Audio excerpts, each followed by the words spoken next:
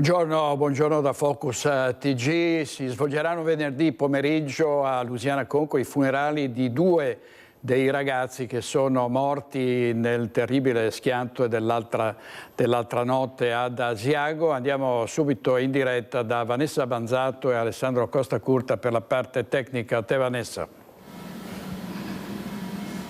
Buongiorno, buongiorno a te direttore, a tutte le persone che ci stanno seguendo. Hai detto bene, è arrivato proprio il messaggio da parte della sindaca di Lusiana Conco, Antonella Corradin, che il funerale di Nicola Xausa e di Pietro Pisapia si terrà proprio venerdì prossimo alle 15 nella chiesa di Conco, nella chiesa parrocchiale di Conco. Due ragazzi che erano amati da tutto il paese, due ragazzi che si sono fatti voler bene da tutto il paese, con me Martina Girardi, che è titolare dell'Alimentari di Conco, che conosceva benissimo Pietro Pisapia. Sì, conoscevo benissimo Pietro perché era qui tutti i giorni, veniva tutti i giorni qua perché dalla pizzeria lo mandavano magari a prendere delle cose che mancavano. E lui era Conco, lui era il sorriso di Conco, perché Pietro lo vedevi sempre, era sempre in paese, lo si vedeva in pizzeria, lo si vedeva aiutare per la sagra, era il paese, era gioia soprattutto perché con lui non mancava mai il sorriso, la battuta pronta e magari anche qualche sciocchezza detta così che però ti rallegrava la giornata, e quindi dispiace tantissimo sia per lui che ovviamente per Nicola, anche se lo conoscevamo un po' meno perché era via dal paese per gli studi e per lo sport, ma erano entrambi due bravissimi ragazzi, cresciuti a Conco. Un vuoto enorme, tra l'altro in un paese che solo poche settimane fa ha pianto un'altra perdita importantissima, quella di Stefano Angonese. Mi diceva poco fa che conosceva bene Stefano anche, e tra l'altro la mamma soprattutto sua conosceva Stefano. Sì, conosceva Stefano perché quest'anno aveva partecipato al corso di sci organizzato dall'associazione qui del paese, e uno degli organizzatori era appunto mia mamma, e aveva conosciuto Stefano quest'anno, che aveva iniziato a mettere gli sci per la prima volta, a caso strano anche questi collegati dagli sci, dall'amore per lo sport. E aveva conosciuto Stefano nei tragitti in autobus per andare a Caberlab per i corsi, e l'avevo visto come un ragazzino speciale perché faceva anche lui le sue marachelle come tutti i suoi compagni in autobus, gridavano, cantavano, però lui era sempre quello un po' più posato, sempre un po' più che richiamava all'ordine anche gli altri ragazzini. Un dolore enorme, abbiamo sentito, per tutta la comunità di Conco. Tra l'altro anche ieri parlando con la sindaca, parlando col vice sindaco, c'era un enorme dolore che era stato portato dall'amministrazione, e un dolore che coinvolgeva in realtà tutto il paese. E io chiederei cortesemente alla regia di mandare il servizio che abbiamo realizzato ad Asiago proprio per contestualizzare il punto dove la domenica mattina alle 3 si è verificato il terribile incidente stradale in cui hanno perso la vita, oltre a Pietro Pisapia e Nicola Xausa, anche Riccardo Gemo di Creazzo. Ricordo che domani pomeriggio a Creazzo si svolgerà il funerale di Riccardo Gemo. Gli altri due amici sono rimasti feriti, uno in maniera particolarmente grave. Ecco, se mandiamo il servizio e poi ritorniamo ancora con Martina Girardi. Sarà effettuata nelle prossime ore l'autopsia sul corpo di Nicola Xausa, il ventenne al volante della Peugeot 207 che la notte tra sabato e domenica si è schiantata contro il monumento al centro della rotatoria di Via Verdi ad Asiago. Una tragedia in cui hanno perso la vita, oltre al conducente, altri due amici coetanei, Pietro Pisapia, residente come Nicola a Lusiana Conco, e Riccardo Gemo di Creazzo. Oltre a loro nell'auto c'erano altri due ragazzi che si sono salvati, anche se le condizioni, soprattutto per uno di loro, sarebbero molto serie. È stato il giovane che sedeva sul lato passeggero a chiedere aiuto, riuscendo a uscire dal veicolo incurante delle lesioni riportate, completamente sotto shock, trovandosi di fronte a uno scenario drammatico. Impotente davanti alla morte dei 3 amici che sarebbero deceduti sul colpo, i corpi sono stati estratti dalle lamiere dai vigili del fuoco. Oggi nel punto dell'incidente stradale ci sono fiori colorati. È qui che l'auto si è fermata arrivando a folle velocità dalla provinciale 349. Una saetta, così dice il sindaco di Asiago Roberto Rigoni Stern, dopo aver visionato il video della sorveglianza comunale ora al vaglio degli inquirenti. E quando succedono queste tragedie si può solamente mantenere il silenzio e il rispetto verso il dolore di chi resta. Certo c'è un tema di preparazione, un tema di formazione, un tema di sensibilizzazione verso il valore della vita umana che può sicuramente agire sulla prudenza che soprattutto i ragazzi di questa età devono mantenere nel momento in cui si mettono alla guida di un veicolo. Un forte messaggio quello del sindaco Rigoni Stern, così come intensi i messaggi lasciati dalla famiglia di Stefano Angonese, il 13enne morto un mese fa travolto da un'auto.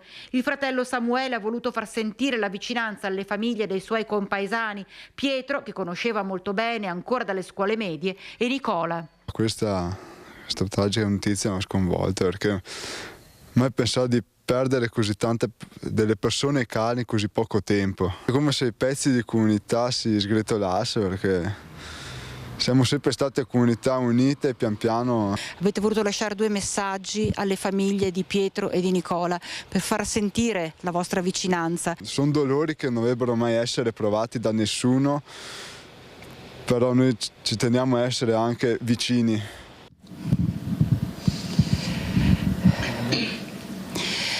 Ecco, una precisazione che voglio fare perché poi soltanto in serata si è appreso che la Procura ha deciso di aprire un fascicolo per omicidio stradale sulla vicenda e tra l'altro non verrà effettuata l'autopsia come invece si era detto inizialmente, ma hanno optato per appunto gli esami, le analisi per capire, le analisi tossicologiche per capire insomma le condizioni in cui versava Nicola Xausa, che si trovava al volante della Peugeot 206. C'è anche un dato in più perché Martina Girardi, che fa parte del direttivo dei donatori, ha anche un annuncio da fare, è stata proprio informata poco fa. Sì, siamo stati informati ieri in tarda serata, noi come associazione AIDO del comune di Lusiana Conco, che entrambi i ragazzi, sia Pietro che Nicola, hanno donato e quindi è una cosa ancora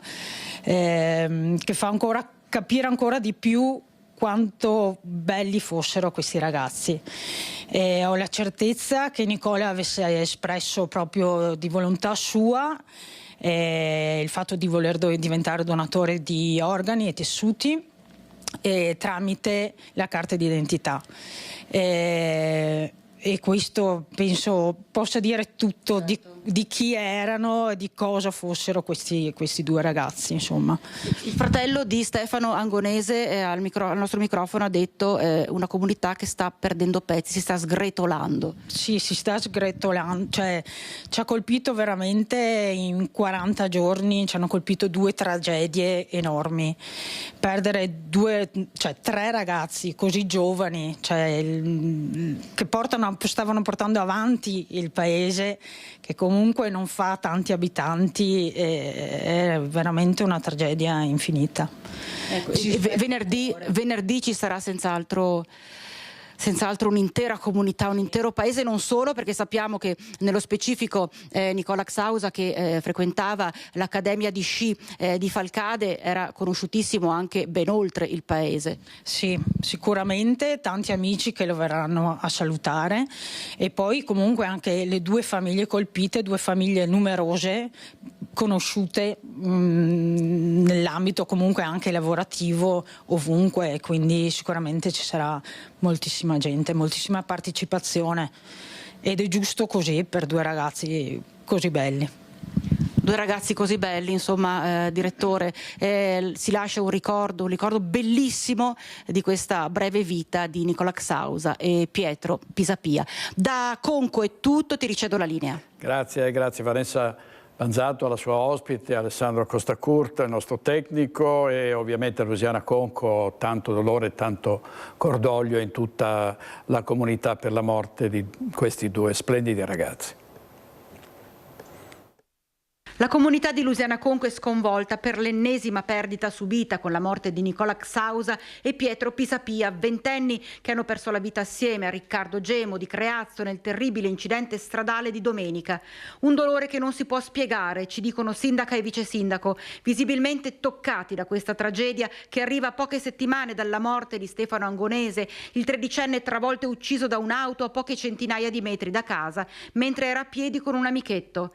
Nicola e Riccardo frequentavano l'accademia di sci di Falcade e sognavano di diventare maestri di sci, mentre Pietro lavorava in una pizzeria di Conco. Siamo ancora qua con queste terribili notizie. È straziante quanto è accaduto e noi tutti, non solo l'amministrazione comunale, ma davvero tutto il paese, tutta la comunità è vicina alle famiglie. Proprio ieri mattina, quando nel pullman organizzato dagli alpini e dai donatori di sangue di Conco si stava andando a Roma, appena avuta la notizia eravamo alla volta di Firenze e tutti insieme abbiamo ritenuto di tornare indietro, tornare a casa, perché proprio come gesto di rispetto nei confronti delle famiglie, ma soprattutto per il bisogno di stare vicini e proprio quindi di esprimere a loro la vicinanza, la partecipazione di tutti. Due ragazzi vivaci che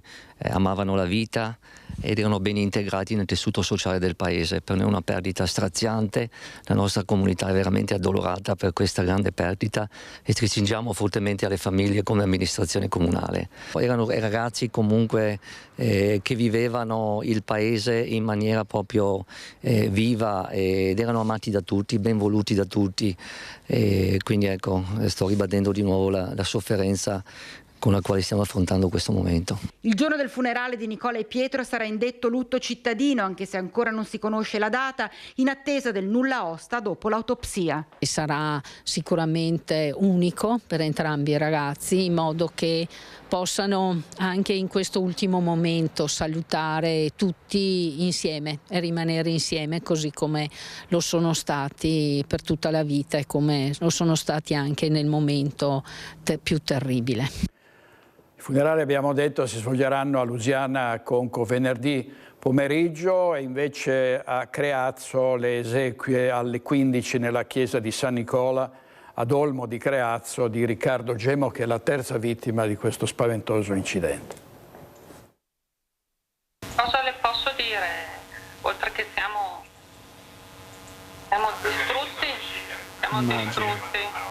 distrutti. Lei è la mamma? Sono la mamma e cosa vuole che le dica? Il dolore è tremendo nelle parole di Carla, la mamma di Riccardo Gemo, nell'abitazione dove il 19enne risiedeva con la famiglia a Creazzo. La tragedia ha scosso tutta la comunità.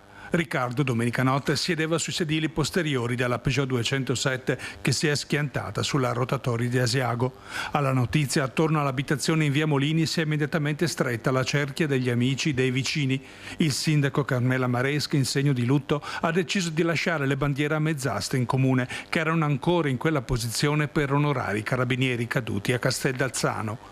Riccardo avrebbe compiuto 20 anni a dicembre ed era il maggiore di 3 figli, un ragazzo sano e sportivo, amato e conosciuto in paese. Prima di appassionarsi allo sci aveva iniziato a giocare a calcio nella squadra di Altavilla. Saranno sicuramente in tanti che mercoledì prossimo parteciperanno ai funerali ad Olmo di Creazzo. Saranno celebrati alle ore 15 nella chiesa di San Nicola, una decisione espressa subito dalla famiglia. Sì, abbiamo cercato di anticiparli il prima possibile anche per i miei figli, per non essere sempre in una situazione di questo tipo. Riccardo, vi dico, era un bravo ragazzo e era impegnato, era diventato allenatore di sci, aveva lavorato e coi pochi soldi si è pagato un corso per prepararsi come studente poi è entrato a fisioterapia. Era finalmente felice, non usciva mai di casa, eravamo anche preoccupati perché era sempre sui libri. Un abbraccio alla mamma della terza vittima, intervista di Daniele Garbin. Noi cerchiamo di dare le notizie, di avere le reazioni, in questo caso sono reazioni commoventi, strazianti, e quindi ringraziamo in particolare questa signora. E c'è stato un altro incidente, anzi scusate, vediamo le condizioni di uno dei due feriti, 8 dimesso dall'ospedale, ritorno a casa dopo l'incidente. Il sindaco è sopravvissuto, il suo caso può fare da monito, sono ancora serie le condizioni dell'altro ferito. Dicevo, c'era stata una tragedia anche sulle strade del Vicentino a Poiana, nello schianto tra un'auto e uno scooter è morto un operaio di 49 anni, l'incidente in via Pietre di Sopra, la vittima stava tornando a casa dal lavoro a bordo di un motociclo, violentissimo lo schianto, poi il volo sull'asfalto che non gli ha dato scampo. A perdere la vita l'operaio di origini marocchine Mohamed Baba, che abitava a Borgo San Marco nel territorio di Montagnana nel Padovano. Lascia nel dolore il fratello che vive a Ponso, sempre nel Padovano, e il resto della famiglia rimasta in patria, fra di loro la moglie e 2 figli. Adesso andiamo a Padova perché passiamo ai furti, ai ladri che non risparmiano nemmeno le caserme dei Vigili del Fuoco. In diretta Chiara Gaiani con Federico Cibotto. A te Chiara. Direttore, buongiorno ai telespettatori. Ci troviamo proprio di fronte alla caserma dei Vigili del Fuoco del Comando Provinciale di Via San Fidenzio. Ringraziamo Francesco Menelao della UIL Pubblica Amministrazione, rappresentante sindacale dei Vigili del Fuoco di Padova, ma prima di parlare con lui andiamo a fare il punto di quanto è accaduto. Il furto nella notte tra sabato e domenica, il secondo in provincia di Padova in 2 settimane, un furto che poi potrebbe essere stato il là ad un altro terribile furto che avete peraltro abbiamo raccontato ieri nell'edizione dei nostri telegiornali, avvenuto a Mestre in una gioielleria. Allora sentiamo il servizio. Le immagini delle telecamere di videosorveglianza della gioielleria di via Poerio a Mestre parlano chiaro. Il divaricatore in mano a uno dei 5 banditi entrati all'interno, in grado di avere ragione anche di porte blindate, potrebbe essere quello rubato solo 2 ore prima nella caserma dei Vigili del Fuoco di Padova. Furti in serie con le caserme dei pompieri nel Mirino, a febbraio Copparo nel Ferrarese, poi Mestre, Montevarchi, provincia di Arezzo. Lo scorso 7 ottobre il distaccamento di Abano Terme, nella notte tra domenica e lunedì la caserma di via San Fidenzio a Padova. Furti ingenti, questi divaricatori Expander a batteria valgono tra i 10 e i 20.000 euro e sono in grado di salvare le vite di persone intrappolate tra le lamiere dopo gravi incidenti stradali. La banda li avrebbe invece usati per ripulire questo negozio di orologi di lusso di secondo polso e per mettere in ginocchio il titolare che ai nostri microfoni ha raccontato tutta la sua disperazione per un furto del valore di almeno 100.000 euro. Le indagini sono in corso. In via San Fidenzio a Padova sono intervenuti i carabinieri che stanno passando al setaccio le immagini delle telecamere di videosorveglianza. Il sospetto che si tratti di una banda organizzata è concreto. Dietro a questi furti e ai colpi nelle gioiellerie potrebbe esserci un'unica mente. Ed eccoci di nuovo in diretta da Padova. Francesco Menelao, furti in serie che vi preoccupano anche perché questi Expander sono fondamentali nella vostra attività a servizio dei cittadini. Adesso che cosa accade in questo momento in cui per esempio voi qui nel comando di Padova non avete questi strumenti? Sì, la UIL Vigili del Fuoco Padova ha espresso in queste ore con una nota, un comunicato stampa nel quale dimostra la propria viva preoccupazione per i gravi episodi accaduti in queste ultime settimane nel territorio del Padovano, prima ad Abano come ha ricordato bene, e poi tra la notte tra domenica 19 e lunedì 20 in caserma qui a Padova. E hanno portato via, come anche in altre occasioni, dei gruppi Expander, divaricatori, che utilizziamo per l'estricazione di persone malcapitate in incidenti stradali o in altri interventi di soccorso tecnico urgente. Siamo tornati ad utilizzare degli expander con motori a benzina, con dei tubi di collegamento e una, diciamo, lunghezza massima di operabilità. E naturalmente gli expander a batteria avevano il pregio di essere trasportabili e maneggevoli e quindi aiutavano tempestivamente e velocizzando le operazioni di soccorso i malcapitati. Invece mi diceva adesso, voi che cosa chiedete come sindacato? Sì, noi abbiamo chiesto assolutamente di ripristinare il prima possibile nel distaccamento di Abano e in sede centrale sulla prima e la seconda partenza, che sono i nostri automezzi, queste attrezzature indispensabili per un soccorso efficiente. E per quanto riguarda poi la sicurezza, perché se anche le caserme diventano mirino dei ladri, questa è un'altra preoccupazione. Purtroppo il comando è dotato di telecamere, i malviventi sono stati ripresi, non si sono fatti riconoscere, sono state attuate tutte le misure di sicurezza che vengono attuate in una caserma dei Vigili del Fuoco. Naturalmente noi non abbiamo una vigilanza armata e siamo da questo punto di vista limitati. Allora noi ringraziamo davvero Francesco Menelao, ricordo della UIL, Pubblica Amministrazione, davvero un fatto insomma che pone molti interrogativi, soprattutto perché mina la nostra stessa sicurezza. Direttore, ringrazio Federico Cibotto per la collaborazione tecnica, la linea da Padova può tornare allo studio. Grazie molte. Chiara Gagliani, Federico Cibotto, ancora furti, un maxi colpo nel negozio di orologi di via Poerio a Mestre. Il titolare è sconvolto, ha detto a Ilaria Marchiori: ho perso tutto, sono morto, non so se riaprirò. È una roba che ti strazia, ti lacera dentro, che è una roba incredibile, indescrivibile. Sono morto, scusate l'espressione, ma sono distrutto. È sotto shock Riccardo Contessa, il titolare del negozio di orologi in via Poerio a Mestre, a poche ore dal furto subito nella notte, poco prima delle 4, quando una banda di ladri esperti è entrata portandosi via centinaia di migliaia di euro di refurtiva, come si vede nel video ripreso dalle telecamere interne di videosorveglianza.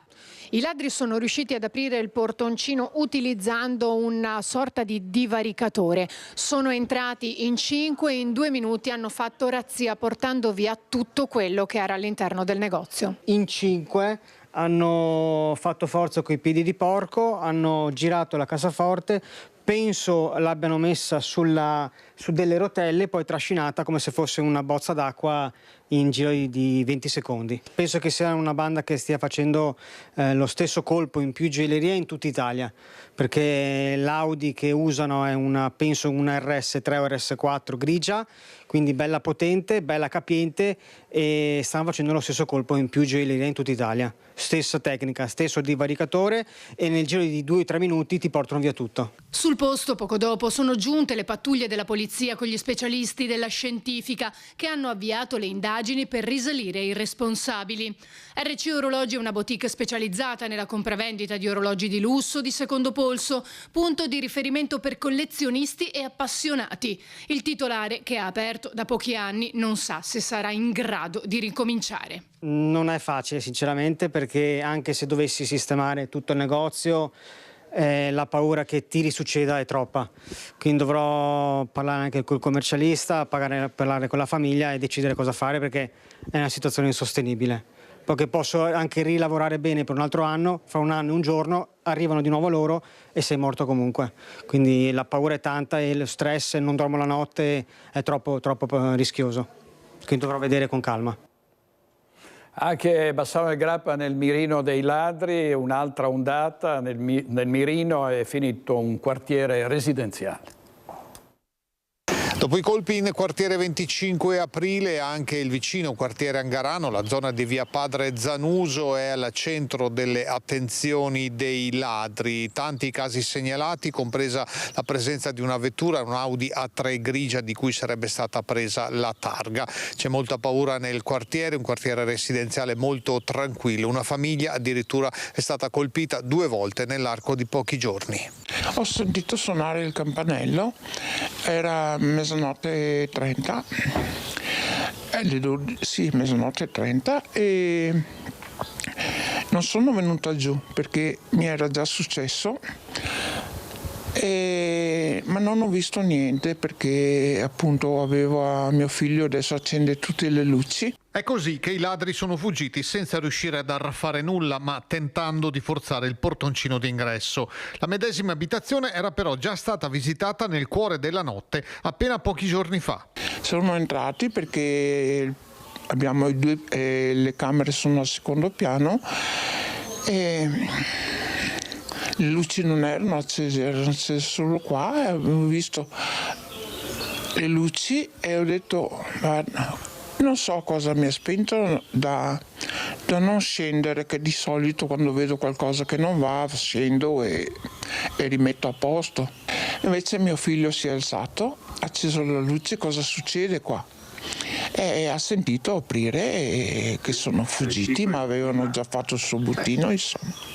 I malviventi sarebbero entrati in casa verso le 5 del mattino, passando dal piano interrato e raggiungendo il soggiorno dove sono stati rovistati e rovesciati i cassetti. Il bottino è stato di alcune centinaia di euro e di qualche gioiello, uno dei quali perso nella fuga attraverso il giardino. I carabinieri hanno detto di aver sentito un odore particolare. Sì, hanno sentito che c'era un spray, qualcosa spruzzato nell'aria. Oltre all'Audi A3 grigia è stata vista circolare a piedi una donna che avrebbe fatto diverse foto alle case e ai campanelli. I colpi si sono verificati in case dove non ci sono cani di guardia e la stagione di certo non aiuta. Adesso appunto le giornate si accorciano, fra poco cambia anche l'ora. Così dopo ti muovi manco ancora, se si chiude in casa. Prima il furto da un'autovettura, poi un festino improvvisato a base di droga ed è stato fermato dalla polizia un 29enne padovano. Aveva ben pensato di festeggiare il furto su un'autovettura appena messo a segno, consumando cocaina e invitando anche dei conoscenti. La polizia ha fermato un 29enne padovano già noto alle forze dell'ordine. Tutto parte dalla segnalazione di un cittadino che riferiva alle forze dell'ordine di avere notizie in merito a un furto su un'auto in zona stazione. La vettura, di proprietà di una donna, si trovava in sosta vicino allo scalo ferroviario e al suo interno erano stati rubati 700 euro in contanti. Dalla descrizione dell'autore del furto, in via Sarpi hanno rintracciato il 29enne che stava offrendo cocaina ad altri conoscenti. Perquisito sono emersi, oltre alla droga, 650 euro in contanti e una custodia di un paio di occhiali da sole. Portato in questura sono stati constatati i suoi precedenti e la corrispondenza con il furto in auto. Messo davanti a questa evidenza, l'uomo ha confessato. Al termine dell'attività di indagine, il 29enne è stato deferito in stato di libertà alla Procura della Repubblica di Padova per i reati di furto aggravato e detenzione ai fini di spaccio di sostanza stupefacente. Il denaro e gli occhiali, provento del furto, recuperati dagli agenti, verranno riconsegnati al legittimo proprietario. Servizio di Francesco Rattai, oggi in regia Francesca Pezzo e Tony Polla, ancora con i furti avvenuti in questo caso al SERD di Este e di Monselice. I carabinieri hanno trovato e denunciato 3 uomini. Spaccio, furto aggravato e ricettazione di farmaci. Con queste accuse i carabinieri hanno denunciato 3 uomini residenti nella Bassa Padovana, già noti alle forze dell'ordine. Tutto è partito da un furto di farmaci avvenuto il 13 settembre all'interno del SERD di Este, a seguito del quale i carabinieri hanno indirizzato la loro attenzione nei confronti di alcuni soggetti noti negli ambienti della tossicodipendenza. I militari, notando un sospetto di rivieni nell'abitazione di uno degli indagati, sono intervenuti con una perquisizione domiciliare, durante la quale il proprietario è stato trovato con 3 involucri di eroina, nonché 6 scatole di farmaci riconducibili al lotto di quelli rubati al SERD. L'attenzione si è poi spostata sul secondo indagato, trovato con ulteriori 146 confezioni di farmaci. Parallelamente, in relazione ad un secondo furto di farmaci avvenuto sempre al SERD, è stato denunciato un terzo soggetto, residente nella Bassa Padovana. Nel corso della perquisizione sono state rinvenute e sequestrate ancora integre 2 delle confezioni di farmaci rubate, nonché i capi di abbigliamento indossati dall'autore del furto durante l'azione. La tragedia di Castellazzano nel Veronese, dove l'esplosione di un casolare provocata dai fratelli Ramponi ha causato la morte di 3 carabinieri, indagini in corso anche sulla operazione. Sentiamo i particolari da Daniela Sizia. A te, Daniela. Buongiorno direttore, buongiorno ai telespettatori. Questo è davvero un triste anniversario perché oggi è una settimana esatta dalla strage di Castellazzano, dove, lo ricordiamo, sono morti i 3 carabinieri, Marco Piffari, Valerio Daprà e Davide Bernardello. Questi nomi. Ora è il momento anche però delle domande, se è stato fatto tutto il possibile per poter evitare questa tragedia. Se lo chiedono soprattutto ovviamente i familiari delle vittime. Il fratello di Marco Piffari si è rivolto ad un legale, l'avvocato Davide Adami, che dice: presto parlare di una tragedia processuale, ma ora serve fare chiarezza, tante le domande che sono rimaste sospese, bisogna capire come è stata organizzata la perquisizione e l'irruzione nella casa dei Ramponi e che cosa avevano in mano i militari per preparare il piano d'accesso al casolare. Queste ovviamente le domande che si pongono, perché c'erano dei fattori che facevano pensare che era una operazione in quel momento pericolosa, il fatto di aver notato delle Molotov qualche giorno prima sopra il tetto del casolare, il fatto che Maria Luisa Ramponi, la persona che poi ha innescato l'esplosione, aveva minacciato non solo tramite social, ma proprio anche un ufficiale giudiziario di far esplodere la casa. 3 persone borderline che non avevano a questo punto nulla da perdere e che erano davvero pericolose, fattori che probabilmente i familiari si chiedono se fossero stati davvero ben se ci fosse stata dietro una riunione, cercare di capire perché sia potuto accadere questo. Fra l'altro i 3 fratelli Ramponi. La piccola era la Maria Luisa, che si trova ancora ricoverata a Borgo Trento a Padova. Sono accusati di strage, detenzione di esplosivo e anche di resistenza pubblico ufficiale. E l'avvocato però di Dino Ramponi chiede alla magistratura di diversificare le accuse, perché dice Dino avrebbe detto ai magistrati non solo che in quel momento, il momento dell'esplosione, si trovava a lavorare nei campi, ma anche che lui non avrebbe avuto la residenza più nel casolare, ma che dormiva in giacigli di fortuna. Ovviamente versione questa di Dino che avrebbe dato ai magistrati, tutta da accertare. Per il momento comunque tutte e 3 rimangono con la stessa accusa, e quindi tante le domande che si fanno i familiari, domande che si fanno anche molti militari, ma domande che si fanno anche i cittadini di Castellazzano, ancora sotto shock per una tragedia che ha colpito davvero tante comunità. Direttore, se non hai domande ti restituisco la linea. Grazie molte a Daniela Sizia. Vediamo proprio su questo con Francesca Pezzo i titoli del Corriere del Veneto. Strage dei carabinieri, i dubbi di alcuni familiari, chiarire le modalità del blitz. E poi il padre del carabiniere Bernardello, una delle vittime, il suo capo, è venuto da me alle 5:30 e abbiamo pianto. Una bomber, tutti gli attentati dell'uomo senza volto, le bombe in chiesa, nella Nutella e gli errori nelle indagini. Avremo qui tra poco in diretta Maurizio Paniz, l'avvocato difensore di Elvo Zornitta. Ieri l'ultima udienza alla Procura di Trieste con l'incidente probatorio. Questo bombarolo rimane senza volto perché non c'è stata corrispondenza tra il DNA trovato sui nuovi reperti e gli indagati.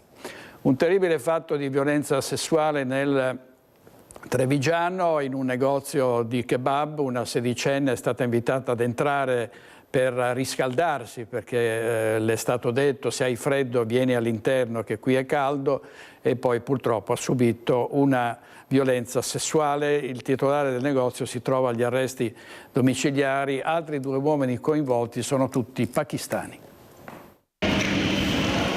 È in questo scantinato, usato come magazzino, che si sarebbe consumata la violenza ai danni di una sedicenne del Montello, trascinata giù per le scale e abusata da almeno 2 uomini, uno di questi il titolare del locale, un'attività di kebab dell'alta marca, frequentata alla fine dell'orario scolastico da molti giovani, uno stupro che ha portato all'avvio di un'indagine delicatissima quanto complessa, con il gestore, un 27enne pakistano, che ora si trova agli arresti domiciliari, come confermato anche dal dipendente che nelle scorse ore si trovava dietro al bancone dell'attività ancora aperta.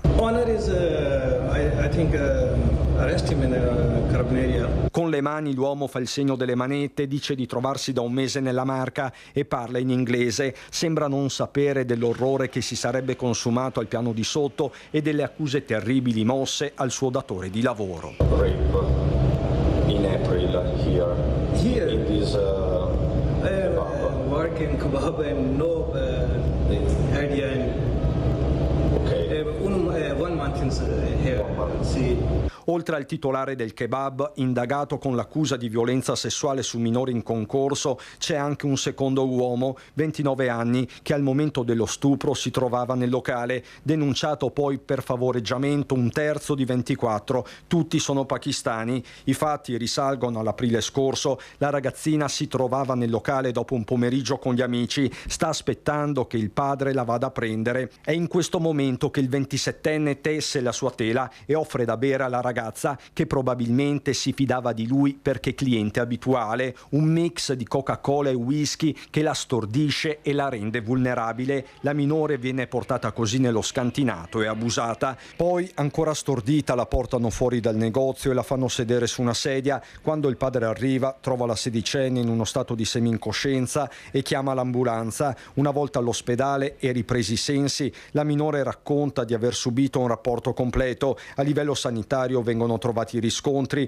da qui la denuncia e le indagini, non solo testimonianze ma anche sopralluoghi e accertamenti di natura scientifica su tutte le tracce del DNA. Nel sotterraneo dell'attività c'è anche l'occhio elettronico di una telecamera, difficile capire, visto il massimo riservo degli inquirenti, se sia stata utile nel corso delle indagini. Di certo, dopo gli avvisi di garanzia e le misure cautelari, presto potrebbe aprirsi la partita processuale.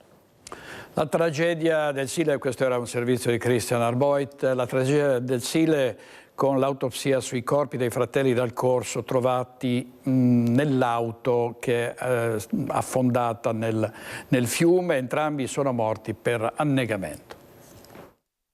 Sarebbero morti il 9 ottobre, giorno della loro scomparsa. Prima Maria Bovo, la mamma, 77 anni, per un infarto. Poi i fratelli Rosita e Mauro Dal Corso, 55 e 52 anni, sono saliti in macchina e si sono diretti a Silea. L'anziana era con loro nel sedile dietro o forse nel portabagagli. Probabilmente i figli non hanno retto al dolore per la scomparsa della donna ed hanno scelto di togliersi la vita. L'esame autoptico eseguito dall'anatomopatologo Alberto Furlanetto ha stabilito che entrambi sono morti per annegamento. Nessuna lesione o trauma visibile. Si chiude così un giallo che ha sconvolto Mirano, dove la famiglia era residente, e il Trevigiano, dove hanno deciso di gettarsi nel Sile con la loro auto. A guidare Rosita, unica ad avere la patente. Il 9 sono stati ripresi da un targa system. Hanno percorso qualche chilometro ed hanno raggiunto il punto scelto, di fronte al ristorante Danea a Silea, una zona che probabilmente conoscevano bene, forse un luogo a loro caro. Qui hanno deciso di mettere la parola fine alle loro vite. La disperazione ha preso il sopravvento. Tutta la famiglia era seguita dal centro di salute mentale di Mirano. Dopo la morte del padre, qualche difficoltà, ma erano molto uniti. Così vengono descritti in paese. La drammatica decisione il 9 ottobre. Una volta in zona hanno preso la rincorsa e l'auto è finita quasi in mezzo al Sile, ad una profondità di una decina di metri. Il portabagagli si è aperto nell'impatto, facendo uscire il corpo dell'anziana, ritrovato poco distante il giorno dopo. Loro sono rimasti intrappolati lì, nella vettura, fino al 16 nel tardo pomeriggio, quando l'elicottero dei Vigili del Fuoco ha individuato la macchina. Da Milano a Treviso, con la disperazione di una scelta già presa. Servizio di Daniela Sizzia. E dopo il furto dei gioielli al Louvre, come avrete sentito, a Parigi, il curatore Marco Goldin spiega le ragioni del gesto e le misure di sicurezza per la grande mostra che aprirà i battenti fra meno di un mese a Santa Caterina a Treviso. Il Louvre aveva avuto rubata anche la Gioconda nel 1913 da un italiano, Vincenzo Perugia, che poi l'aveva nascosta in una mansarda, in una soffitta fiorentina. Ma hanno rubato anche al Museo Van Gogh, ad Amsterdam, in tantissimi altri posti. È stato un furto, come si dice, fatto con destrezza. Io non so se sia stato un gesto dimostrativo o un furto su commissione piuttosto, oppure un furto fatto sapendo poi di poter andare a smerciare queste cose presso, insomma, delle persone che sono capaci di acquistarle e che vogliono anche acquistare delle cose di provenienza illecita, come in questo caso. Un tema, quello della sicurezza delle opere d'arte, tornato prepotentemente alla ribalta dopo il furto al Louvre e del quale poco si conosce se non si è addetti ai lavori, come il curatore Marco Goldin, che da pochi giorni ha visto arrivare a Santa Caterina le prime opere per la grande mostra che aprirà i battenti il 15 novembre prossimo. È un tema molto importante, credo che si sia visto con quanta attenzione abbiamo fatto arrivare le opere, quindi con la scorta della polizia, insomma, tra l'altro per me questa è anche l'occasione giusta per ringraziare la prefettura, la questura, l'esercito, insomma tutti quelli che ci hanno dato una mano e che continueranno a darci una mano anche nelle prossime circostanze di arrivo delle opere. Chi presta e chi riceve ha sempre dei grandi obblighi di sicurezza da rispettare. Abbiamo degli obblighi molto precisi, ma tutti hanno degli obblighi molto precisi nei confronti dei prestatori. Certo, il Louvre si è visto rubare delle cose di sua esclusiva proprietà. Per chi come noi ospita delle opere anche, voglio dire, di un valore così elevato, è doveroso, ma il museo non avrebbe prestato nulla se così non fosse stato, è doveroso garantire le massime misure di sicurezza. Intanto le prime casse con alcune preziose opere sono già atterrate in piazzetta Botter. I quadri nelle 8 casse erano 15, fra cui anche la grande ninfea di Monet, poi il quadro che aprirà la mostra, questo quadro che io amo a dismisura, che è il quadro di Richard Diebenkorn della serie degli Ocean Park, poi cose che magari il pubblico conosce più facilmente, un ritratto di Modigliani, una natura morta di Pissarro, quindi uno dei grandi impressionisti, e poi altre cose. Gli altri imballi arriveranno nei prossimi giorni. Fino a fine mese sono attesi trasporti da Francoforte, dalla Nuova Zelanda e dal Toledo Museum of Art, che presta a Treviso la maggior parte dei suoi capolavori. Servizio di Elena Dal Forno, andiamo in pubblicità, state con noi perché poi avremo qui ospite in diretta l'avvocato Maurizio Paniz e parleremo dell'ultima fase dell'inchiesta sul bombarolo del nord-est, ancora senza volto, una bomber.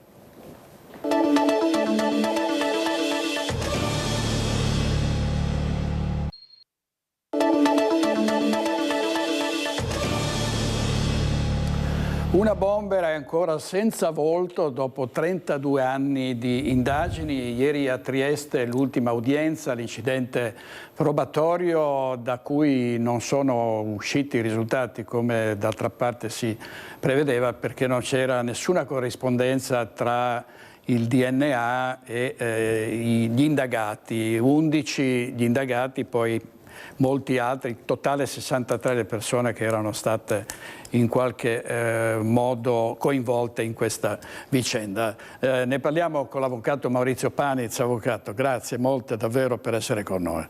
È un piacere. Grazie infinite. L'avvocato Maurizio Paniz ha salvato la vita di Elvo Zornita. Questo viene ricordato forse poche volte. Elvo Zornita è stato per anni l'ingegnere di Azzano X, considerato, sospettato di essere una bomber, e l'avvocato Paniz l'ha salvato perché aveva dimostrato che un taglierino trovato all'interno di uno degli ordigni di una bomber era stato appositamente tagliato per incolpare l'ingegner Zornita. Avvocato, Un'altra, era prevedibile che non ci sarebbero state svolte in questa inchiesta, anche dall'ultima superperizia? Francamente ho sempre molto rispetto per tutte le indagini che vengono svolte e anche in questo caso ho visto con altrettanto rispetto il prolungamento delle indagini con la nuova perizia che era stata disposta circa 3 anni fa da parte del dottor Daniotti, GIP del Tribunale di Trieste, su richiesta della Procura della Repubblica di Trieste. Ho sempre visto con favore tutto ciò che poteva servire per cercare di reinquadrare sul piano istruttorio la vicenda e, se possibile, scoprire qualche cosa di più. Quindi non sono rimasto sorpreso che venisse disposta e francamente non sono rimasto sorpreso per l'esito, perché sapevo che l'ingegner Zornita era totalmente innocente e quindi non avevo preoccupazione sullo sviluppo. La cosa che invece mi è molto dispiaciuta è che questa perizia sia stata portata avanti per circa 2 anni e mezzo.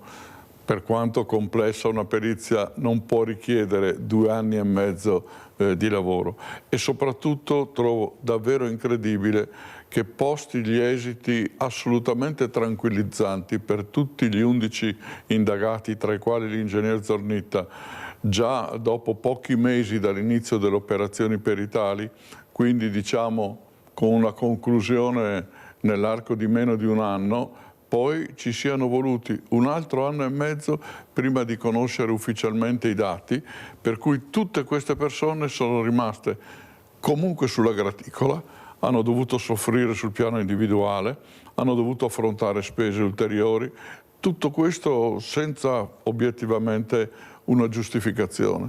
E questa mancanza di rispetto nei confronti di chi si trova a vivere avventure giudiziarie mi dispiace, perché non è degna di un paese civile, di un paese democratico. Poi diamo pure tutto il tempo ai periti di fare il loro lavoro, non c'è dubbio, ma 2 anni e mezzo in un paese civile non è concepibile.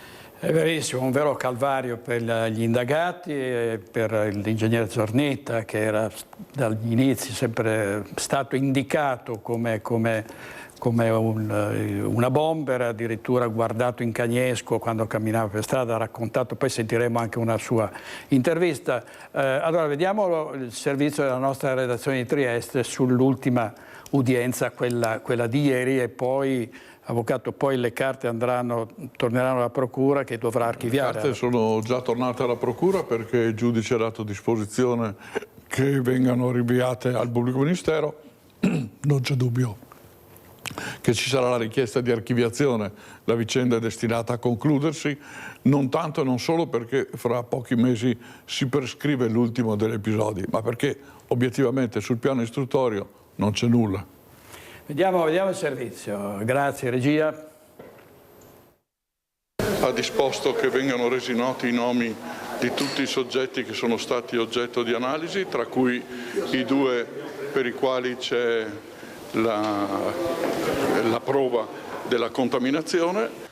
Nessuna compatibilità fra le tracce di DNA rinvenute e quello di 63 persone, fra cui gli 11 indagati, ma 2 reperti sono stati contaminati. È quanto emerso al Tribunale di Trieste durante l'udienza di incidente probatorio sul caso Una Bomber per gli attentati compiuti fra il 1994 e il 1996 e dal 2000 al 2006 nelle province di Venezia, Treviso, Udine e Pordenone. Una seduta durata 3 ore in aula davanti al giudice per le indagini preliminari Flavia Mangiante, alla presenza degli avvocati delle parti e del pubblico ministero Federico Frezza. I periti Elena Pigli e Gian Pietro Lago hanno illustrato i risultati della maxi perizia, 10.000 pagine, un lavoro iniziato più di 2 anni fa, dal quale emerge la conferma di quanto già anticipato nelle scorse settimane. Nessun risultato. Una bomber non ha nome e cognome. A prendersi la scena però è stata la contaminazione. Di 6 formazioni pilifere sui reperti, 4, 2 coppie di capelli, sono state attribuite a 2 soggetti i cui nomi non sono stati resi noti alle parti. Si Si tratterebbe di 2 operatori delle forze dell'ordine. Si presume che abbiano lasciato inavvertitamente le loro tracce sui reperti già all'epoca del rinvenimento.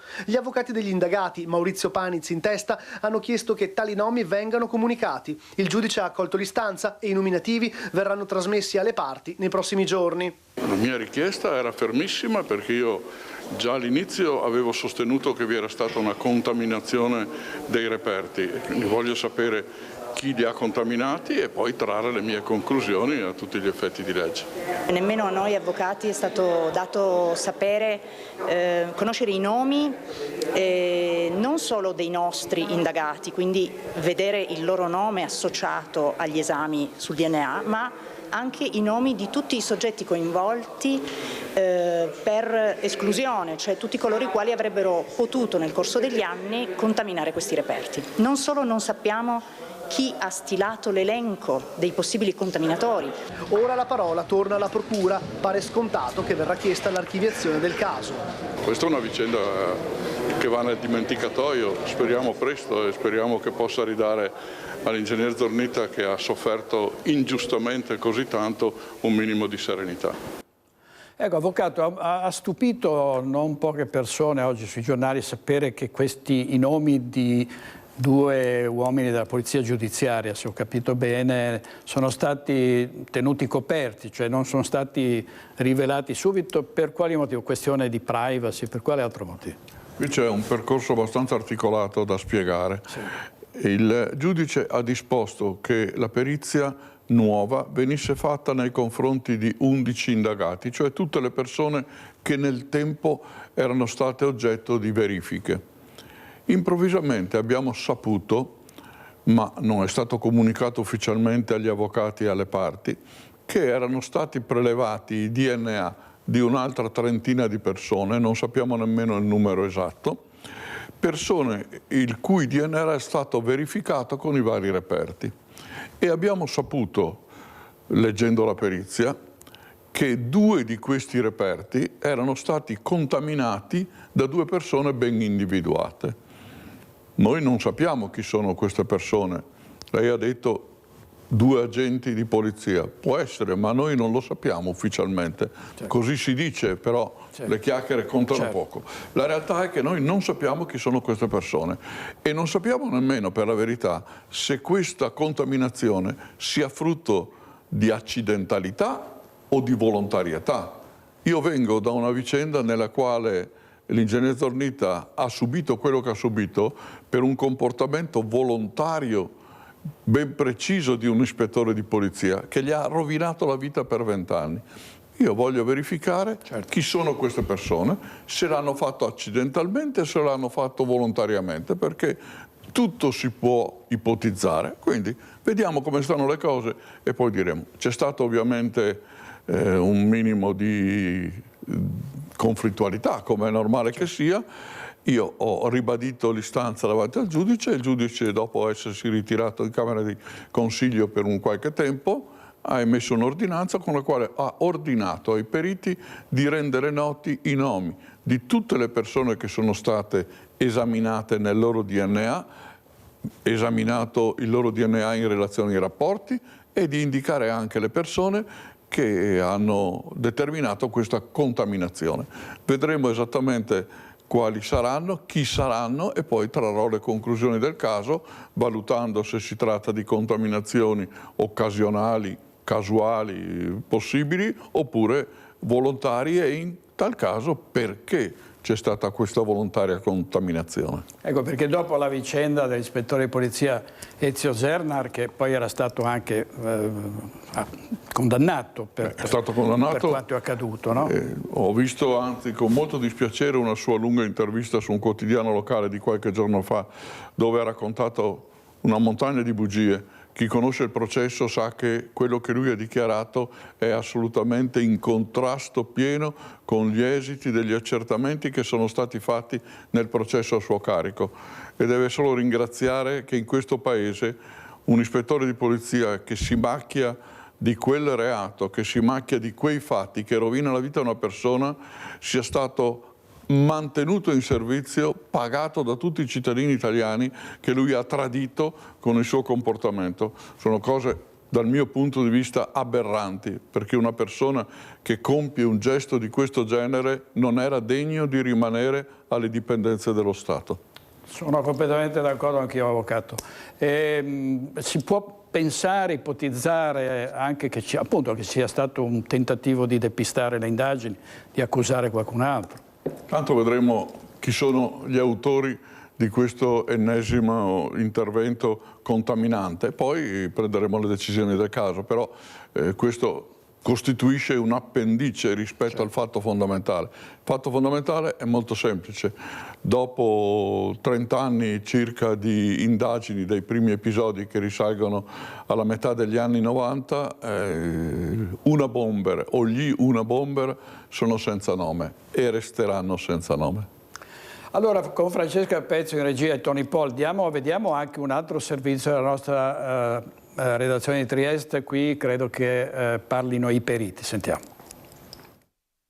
Questo non significa che evidentemente ci siano altre persone che possono essere interessate e degli approfondimenti sono ancora possibili. Così l'ex comandante dei RIS di Parma, Gianpietro Lago, che assieme al perito Elena Pilli ha illustrato in aula al Tribunale di Trieste i risultati della maxi perizia da 10.000 pagine sul caso Una Bomber. Analisi sui reperti che hanno escluso gli 11 indagati.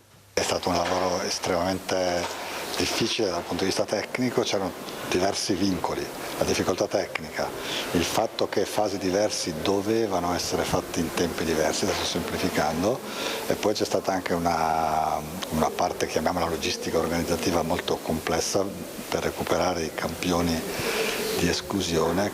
Un lavoro sui reperti certosino, le cui fasi sono state spiegate dallo stesso perito ai nostri microfoni. Abbiamo lavorato su 8 casi, su 27 reperti, per reperti intendiamo piccole porzioni di congegni, piccole porzioni di per esempio nastro isolante, alcune formazioni pilifere, quindi reperti diciamo estremi, e da questi sono state effettuate circa 63 tamponature, diciamo campionamenti, perché da un reperto posso avere diversi campionamenti, e sono state effettuate diverse centinaia di analisi sia nucleari che mitocondriali, anche perché nei casi estremi si fanno delle repliche per conferma. Infine il commento sulle 2 coppie di capelli rinvenute sui reperti, quindi contaminati. Ed è diciamo verosimile sia componendo il dato tecnico con il dato circostanziale, perché quelle persone che noi abbiamo confrontate, perché potevano essere in ipotesi, come abbiamo dimostrato essere, causa di contaminazione appunto.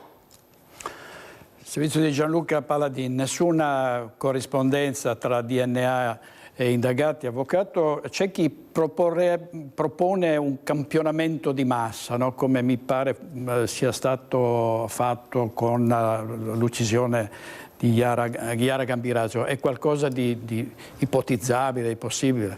No, non è qualcosa di ipotizzabile. Nel caso di Chiara Gambirasio si sono esaminate le persone di un paesino tutto sommato molto piccolo. Qui dovremmo fare un'indagine che verifica tutti i cittadini del nord-est, inconcepibile. Ma poi inconcepibile perché alcuni dei profili che erano stati esaminati portano verso alcune direzioni, per esempio la direzione del mondo americano, Sasso, nella base di Aviano, cose di questo genere, dove è pensabile che le persone se ne siano andate, siano tornate magari negli Stati Uniti, cose di questo genere.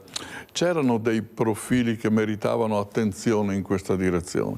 Intendiamoci bene, i periti che hanno esaminato in questi anni le varie situazioni sono stati tutti molto bravi, sia quelli nel processo Zernara, che hanno portato alla condanna, riuscendo a individuare esattamente l'entità del taglio che era stato operato sul famoso Lamierino, verificando le ipotesi difensive che erano tutte assolutamente campate in aria, sia gli ultimi periti, dal generale Rago alla dottoressa Pili, che hanno depositato queste oltre 10.000 pagine, quindi non è che sia proprio un lavoretto da niente.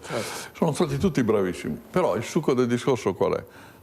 non ci sono elementi probatori.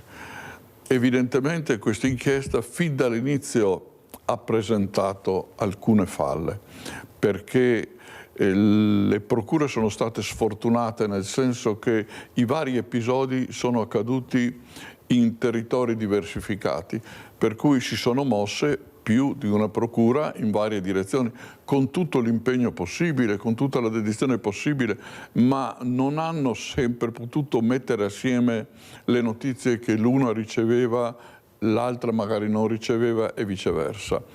E quando si è accentrata la indagine nel laboratorio anticrimine di Mestre per cercare di compattare tutte le informazioni, è accaduto quello che sappiamo benissimo, cioè un ispettore di polizia, dal mio punto di vista per vanagloria, ha deciso di ingannare i cittadini italiani e soprattutto di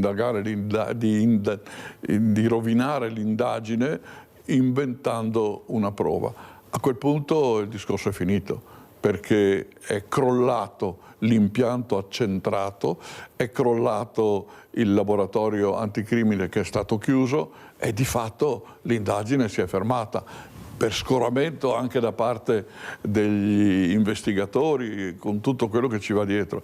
Poi è stato bravo il procuratore della Repubblica, dottor De Nicolo, che qualche anno fa, accogliendo la richiesta di due delle parti offese e di un giornalista, ha deciso di aprire una nuova indagine. Peraltro il giornalista mi aveva detto di aver portato con le sue mani i campioni direttamente in procura dal posto dove erano conservati. Poi in una telefonata di ieri mi ha detto che li avrebbe portati il custode e lui era vicino al custode, ma cambia poco. Il succo del discorso è che aveva alimentato subito il sospetto che ci fosse stata una qualche contaminazione nell'aver toccato i reperti. Il succo del discorso è che ormai dopo 30 anni mi pare molto difficile pensare a un approfondimento. Spiace, perché fatti di questa gravità meritavano sicuramente di reperire un colpevole, di metterlo in galera e di lasciarlo lì per tutto il tempo che la giustizia avrebbe ritenuto necessario. Ma spiace soprattutto che ci siano state delle persone che hanno sofferto per questi fatti, perché chi è stato indagato ha pagato un prezzo alto a questa vicenda e l'ingegner Zornitta ha pagato un prezzo altissimo, perché gli hanno rovinato la vita. Giustamente nelle ultime interviste ha detto: dimenticatemi, non voglio più sentir parlare di questa cosa, lasciatemi da parte, lasciatemi vivere la mia vecchiaia con serenità. Ma purtroppo lui vive una volta sola, come tutti noi, e quando uno si è visto rovinato la vita per oltre 20 anni, lasciamo stare gli aspetti economici, le tensioni e tutto quello. La vita è rovinata, ha perso il posto di lavoro, ha dovuto riciclarsi in un lavoro che non era degno delle sue competenze, delle sue capacità, ha avuto la famiglia che è stata per anni oggetto di attenzioni improvvide e con tutto quello che ciò comporta. Insomma, ha sofferto.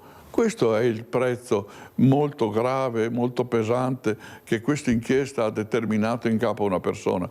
Per questo, quando prima accennavo al fatto che c'è stato 1 anno e mezzo in più di tempo in attesa del deposito della perizia, dico che si è mancato di rispetto al cittadino Zornitta, perché si poteva chiudere 1 anno e mezzo fa. Era 1 anno e mezzo di fastidio, di tensioni, di amarezze, di dispiaceri eliminato. Bisogna avere rispetto dei cittadini che sono inseriti in meccanismi così delicati come quello della giustizia, e non sempre lo si è avuto.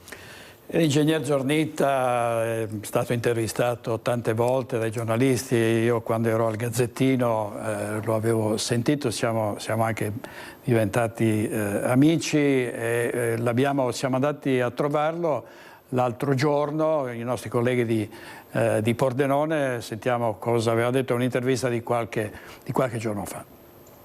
Guardi, adesso finalmente riesco a vivere un attimino più sereno, però sono stati 21 anni che non auguro veramente a nessuno. Per dormire avevo bisogno di ansiolitici e questa ultima indagine, che è stata aperta 2 anni e mezzo fa, certamente non ha facilitato la risoluzione dei miei problemi.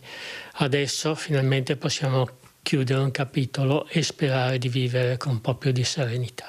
Elvo Zornitta rompe così il silenzio dopo i nuovi sviluppi del caso Unabomber. Dopo l'analisi di 68 reperti genetici provenienti da 27 oggetti, nessuna delle 11 persone coinvolti infatti è risultata compatibile con il materiale biologico e il procedimento sembra avviarsi verso l'archiviazione senza un responsabile. Ripercorrendo oltre 20 anni di difficoltà, l'ingegnere ricorda il peso di un'accusa che ha cambiato la sua vita. C'è stato un periodo nel 2006 in cui aspettavo solo che venissero per mettermi in prigione, quindi sì, ci sono stati periodi veramente difficili, veramente bui.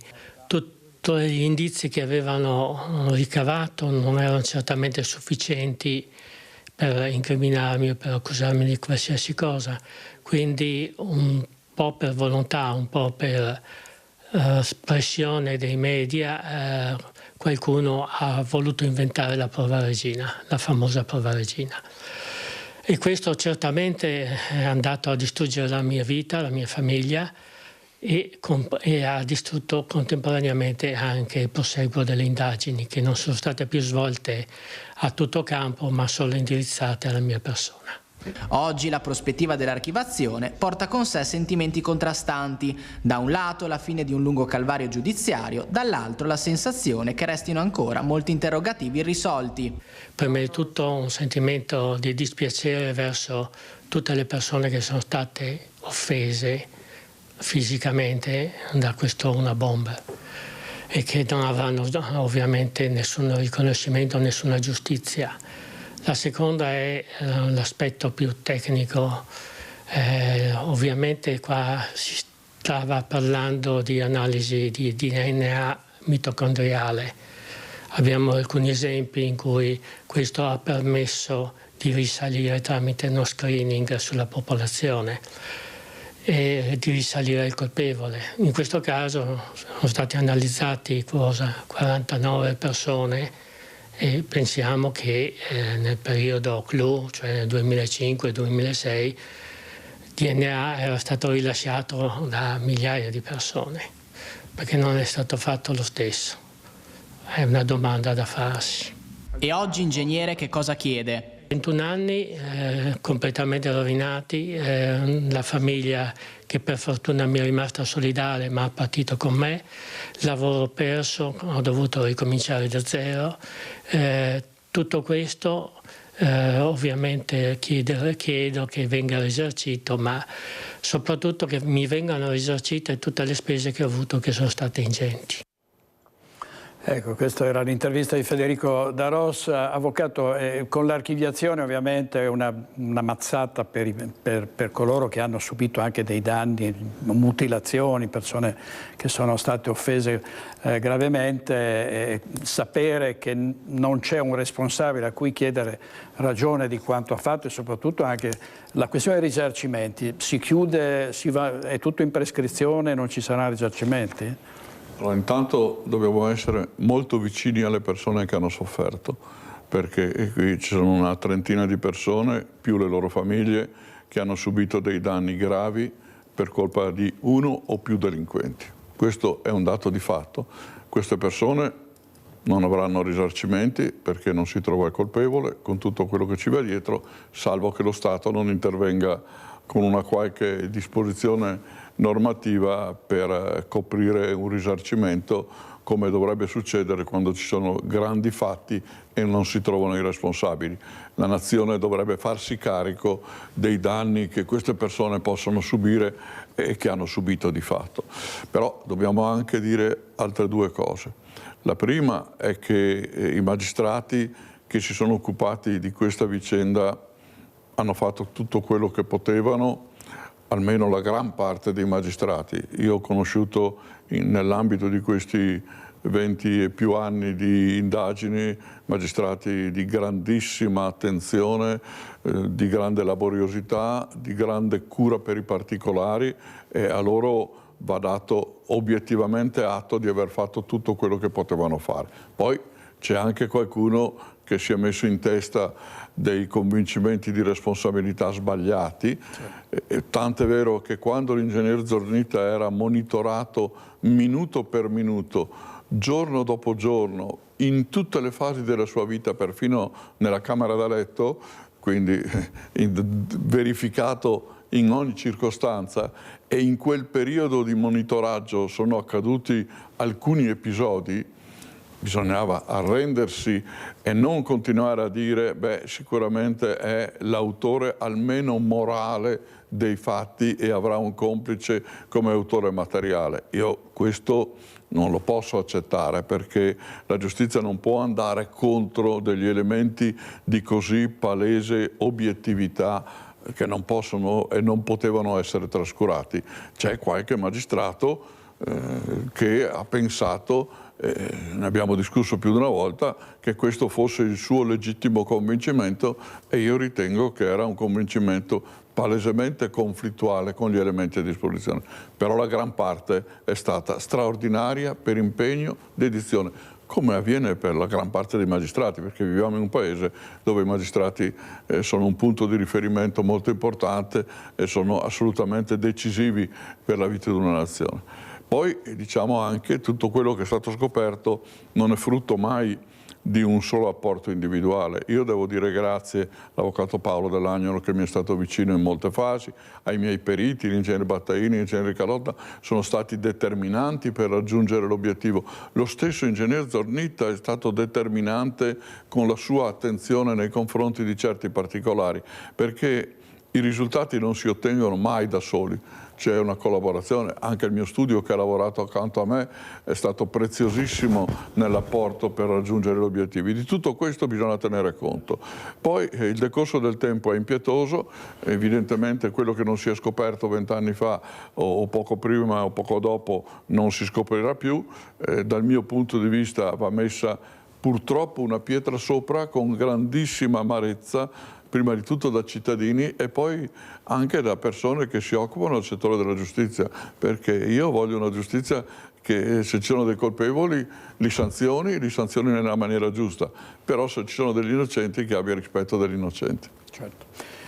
Dal 94 al 2006 gli attentati in tutto il nord-est, Veneto, Friuli, Venezia Giulia, di questo folle criminale, tra le vittime Francesca Girardi, che aveva perso una mano ed un occhio, e sentiamo cosa dice il suo avvocato Serena Gasperini. Una bomber rimane un mistero, nessun volto, nessun nome, l'inchiesta va verso l'archiviazione, nessun DNA corrisponde agli 11 indagati. Un colpo per le vittime del bombarolo, fra loro Francesca Girardi, che all'età di 9 anni ha perso in uno degli attentati un occhio ed una mano. È sconfortata, la prima cosa che mi ha detto, mi ha chiesto se si poteva fare altro, se c'era qualcos'altro da fare. A parlare il legale di Francesca, l'avvocato Serena Gasparini. Sono passati tantissimi anni, stiamo parlando di 20 anni e certamente per le persone offese è fondamentale. È fondamentale capire chi è stato o chi sono stati coloro che hanno deciso di cambiare il percorso della loro vita, perché i danni che sono stati arrecati hanno portato, e parlo anche di Francesca, della mia assistita, comunque a dover rimodulare la propria vita, quindi avere chiaro o sapere chi è stato per la vittima è importante, è un modo anche per mettere un punto definitivo a questo evento terribile. La perizia, spiega l'avvocato, verrà depositata nelle prossime ore e avremo modo con il nostro consulente di leggerla nel dettaglio. Se riterremo che ci siano degli elementi da poter approfondire, saremo i primi a sollecitare la procura. Un DNA c'è. È emerso da due formazioni pelifere un DNA maschile uguale, quindi abbiamo due formazioni pelifere e un soggetto appunto dal quale è estratto il DNA, che è lo stesso. Quindi diciamo che il dato è comunque importante. Ora dalla perizia capiremo queste due formazioni pilifere, se erano sullo stesso reperto, se erano in reperti diversi. Questo comprendete benissimo quanto sia importante, se sia nello stesso, se sia già in due diversi, è molto rilevante. Avremo così un'idea più chiara per valutare se sarà possibile attribuire questo DNA ad un altro soggetto. Certo, siamo di fronte, non vorrei, insomma, ignoto 2, insomma, l'ignoto 1 lo conosciamo dalle cronache, bisognerebbe prendere il DNA di tutta la popolazione italiana e cercare di fare il match, cosa che sarà impossibile. Questa cosa è stata un'impresa fatta con Yara, non credo sarà ripetuta mai nella storia, però insomma questo è per dirvi in che difficoltà si troverà anche la procura, cioè non è un accertamento sicuramente facile e immediato. Ecco, avvocato, qui si riferiva il legale alle informazioni pilifere di cui parlavamo prima, sono le stesse. Esattamente quello. Sono quelle. Ma è comprensibile quello che è stato sostenuto in questo servizio ed è assolutamente umanamente comprensibile il desiderio di questa ragazza, la giovane Girardi, che ha avuto una mano danneggiata, un occhio danneggiato, di cercare di fare tutto il possibile per scoprire l'autore di questi fatti così gravi. E io le sono vicino con affetto, con partecipazione piena al suo dolore, come deve essere, però bisogna anche guardare con realismo la situazione e purtroppo dire che le verifiche che sono state fatte non sono riuscite a trovare il colpevole o i colpevoli. Purtroppo succede che determinate inchieste anche molto significative non producono dei risultati. Sicuramente è stato bravo questo delinquente, bravo dal punto di vista tecnico, molto bravo direi nell'aver fatto tutta una serie di cose che sono riuscite a mettere in scacco la macchina della giustizia, però il rispetto che è dovuto a chi ha sofferto meriterebbe dal mio punto di vista un intervento risarcitorio ad opera dello Stato. Avvocato, sono state fatte tantissime ipotesi, no? per cercare di capire chi fosse questo fantasma, si è addirittura ipotizzato che appartenesse al clero, si è parlato di possibili coinvolgimenti di professionisti, di magistratura, insomma si è ipotizzato di tutto. Posso chiederle che idea si è fatto? Qual è l'identikit di un uomo, di una donna o di più persone, certamente se non altro esperte nel maneggiare esplosivi? È difficile dare un'indicazione anche di massima. Io posso però solo dire due cose.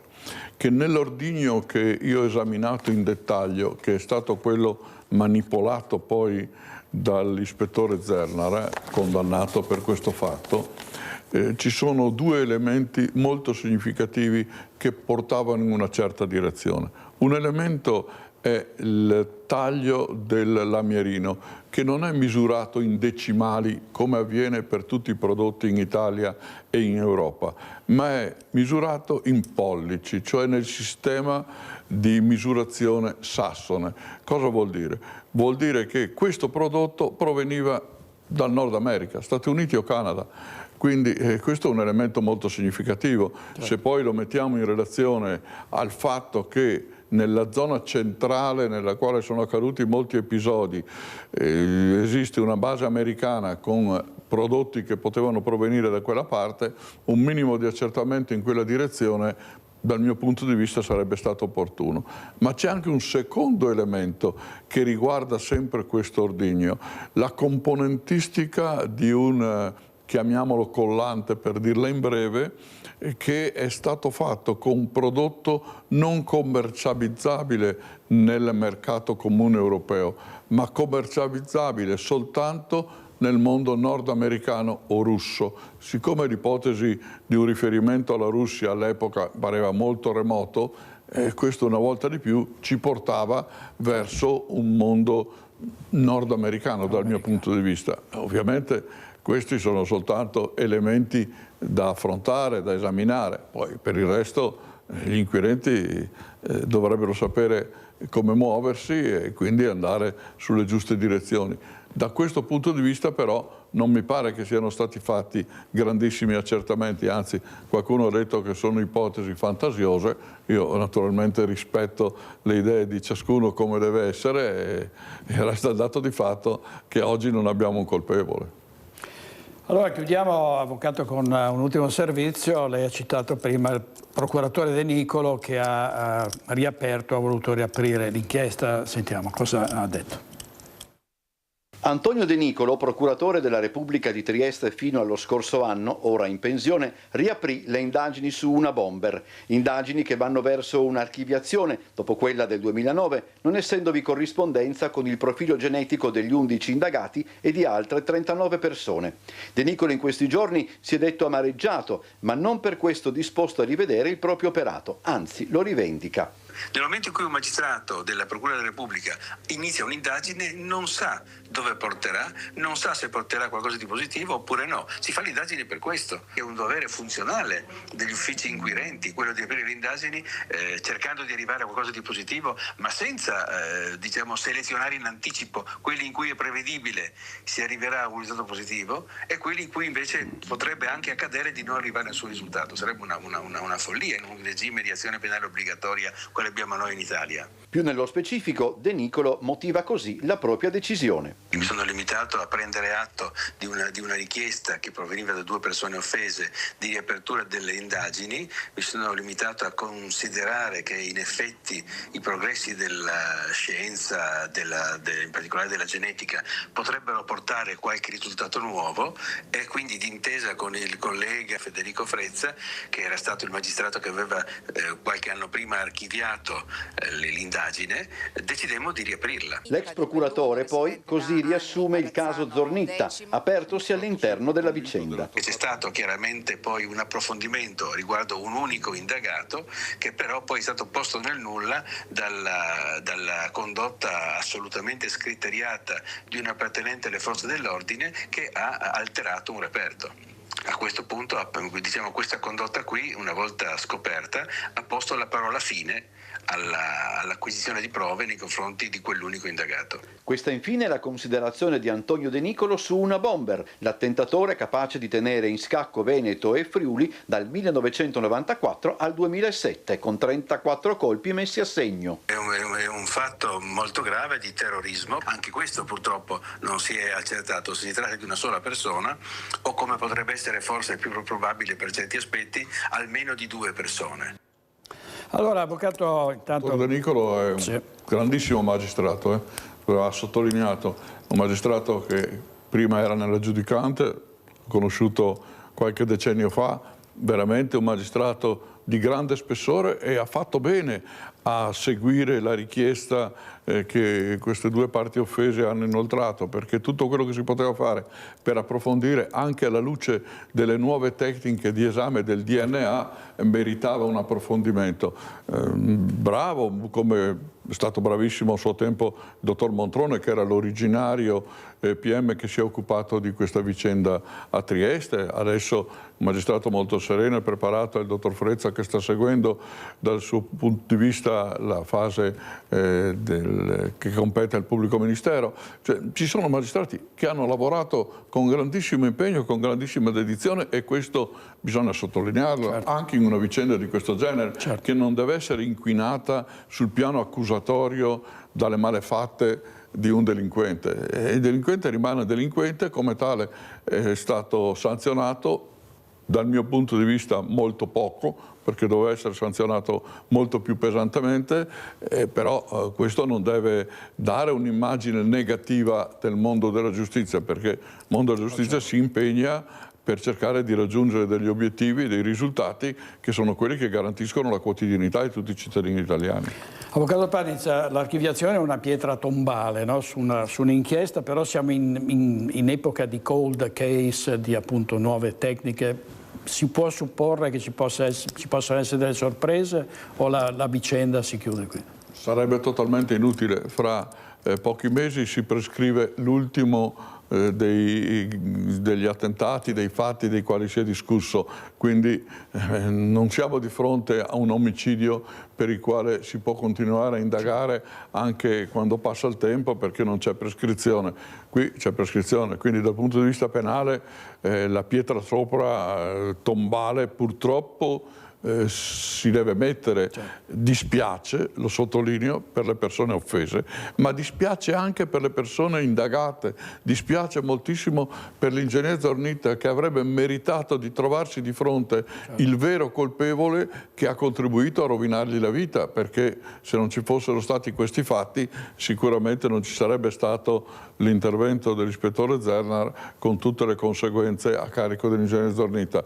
Però pietra tombale mi pare che sia la parola giusta da dover mettere su questa inchiesta. Avvocato Paniz, grazie infinite, grazie. È un piacere. E complimenti. Sempre volentieri. Grazie molte. Andiamo in pubblicità e poi torniamo per gli ospiti di Focus di questa sera.